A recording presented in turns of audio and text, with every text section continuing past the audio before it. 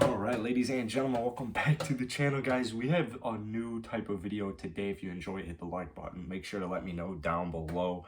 But we're going to just break down the Houston Rockets offseason. I'm going to just kind of break down the salary cap and all that good stuff. So you should see it on the screen. I'm probably just going to leave it at that the whole time just so you guys can like pair up the numbers and stuff. But we'll start off with John Wall because he makes the most amount of money on this team, and it's not even close. He is making over 85 guaranteed million dollars for the next 2 years, and that is not good. Now he has a player option, 47.3 million. The Rockets need to trade John Wall.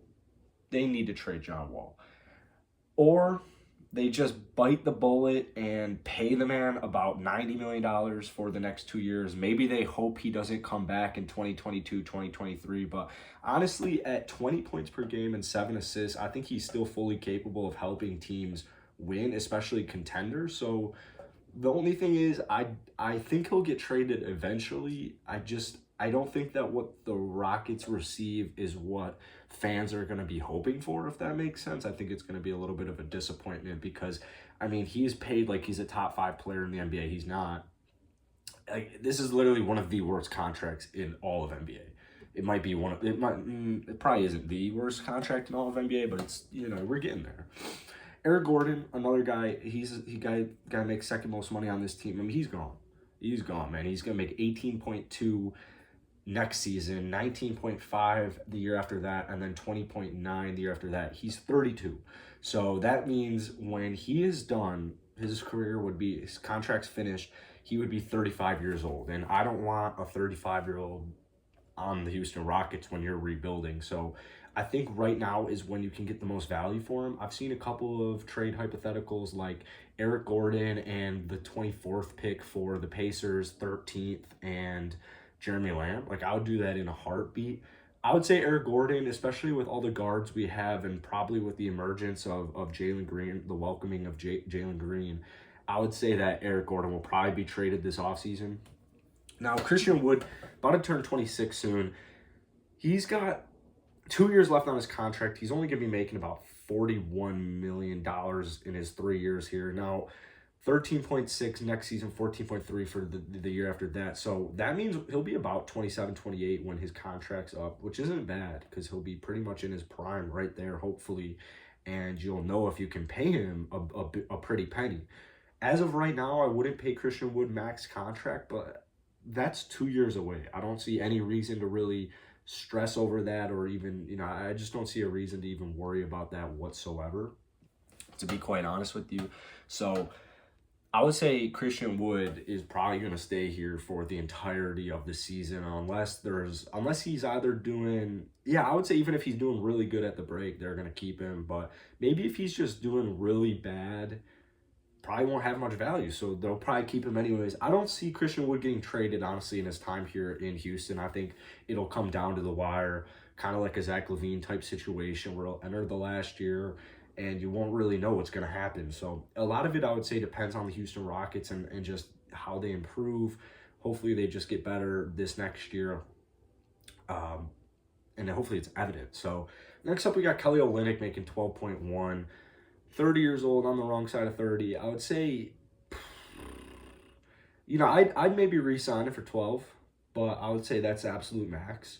The only reason I would re-sign Kelly Olynyk for 12 is because he played really good this season, and it'd be good to have a veteran, who's only 30 for about $12 million. Every team needs some veterans, and I would be fine with keeping Kelly Olynyk. The only thing is he's just not good at defense, and he's probably going to cost $15 million. But let's just say he got better at defense, or let's forget about defense, let's forget about money. The only thing about Kelly Olynyk to me is if we sign him, it's going to be like at least 3 years. So that means we're stuck with Kelly for the next 3 years at least. And I would so much rather save that money for next offseason, next year's loaded free agency class, or I would just rather use that money to pay Christian Wood once he's up for extension. So it's like, I like Kelly Olynyk, but I just wouldn't retain him.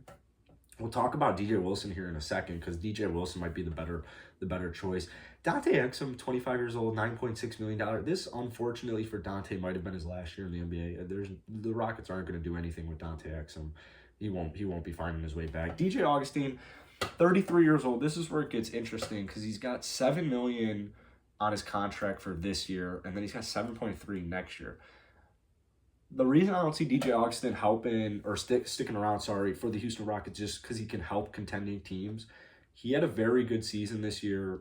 He had a very solid season this year, I should say. Not very good, like statistically, you're not going to really get much from him, but he had a solid year. He's a solid backup point guard, and honestly, like a contending team should look at him and be like, I want him, let's go pick him up. So with all the guards we have, I would say DJ Augustine probably isn't here for too much longer. Probably dealt this offseason. Will probably be in one of these packages for a trade. So I like you, DJ, but it probably gone. Next up, we got Avery Bradley. He's got a $5.9 million team option here. I think the Rockets are going to take it. I know that it might sound a little crazy, once again, how many guards we have. But the Rockets don't really have to worry about money for this next offseason unless they plan on being like extremely aggressive, which I think they will be aggressive, but I don't think, we're talking like big names like Drummond and John Collins and those types of big contracts. So I would say Avery Bradley, like I would not be surprised if they just accept that team option because he's only 30 years old and next season he's going to have some value at the trade deadline. Like a team should want him, or they should at least be able to buy him out, right? So every team, whether you're good or you're bad, needs perimeter defenders at that wing position, and that's what Avery Bradley's bread and butter is. So, as much as Avery Bradley gives me headaches, like why are they giving him 28 minutes, on a late game at the end of the season? I don't really know, but I guess it's for his defensive presence, his veteran leadership, his veteran mentality, that type of thing. So he can knock down an open three and he can play solid defense. I would say, honestly, he's going to stay. DJ Wilson, I think I wouldn't be surprised if they give him like a 2-year with a team option, something like that, maybe 3-year with a team option.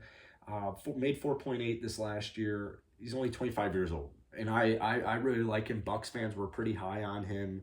And he just won a championship, technically. So I would say DJ Wilson honestly finds his way back to Houston just because there's not too many better options out on the free agency wire. And DJ Wilson, to this point in his career, he hasn't really done too much.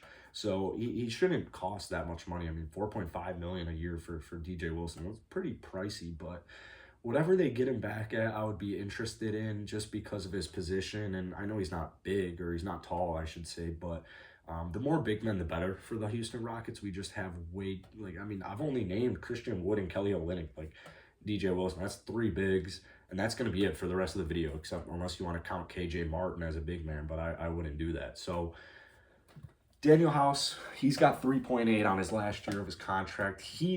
It's one of those trades he'll just be packaged into, whether it's, a John Wall trade or an Eric Gordon trade, or even DJ Augustine and Daniel House for like a 2nd-round pick or something like that. That's what I mean. DJ Augustine, Avery Bradley, and Daniel House Jr., those 3 players, as not as much as we may not like them every night, they have value, and you should be able to get a 2nd-round pick for at least a package of those 2.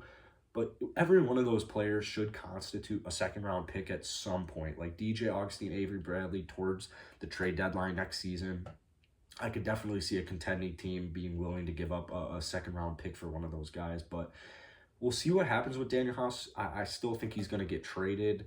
Hopefully, as long as he doesn't start, I don't really have an issue because he was really solid for us in the bubble. But then, he did his own thing. So I don't really mind Daniel House. He just had a very, very bad season. He's pretty inconsistent, and hopefully he just improves because at 28 years old, I think this is really all you're going to get for him, but he is just a solid, valuable depth piece, I would say. However, I still think Daniel House should be on a contending team. I think a contending team is going to look at Daniel House this offseason and be like, hey, he's a cheap player we could snag up.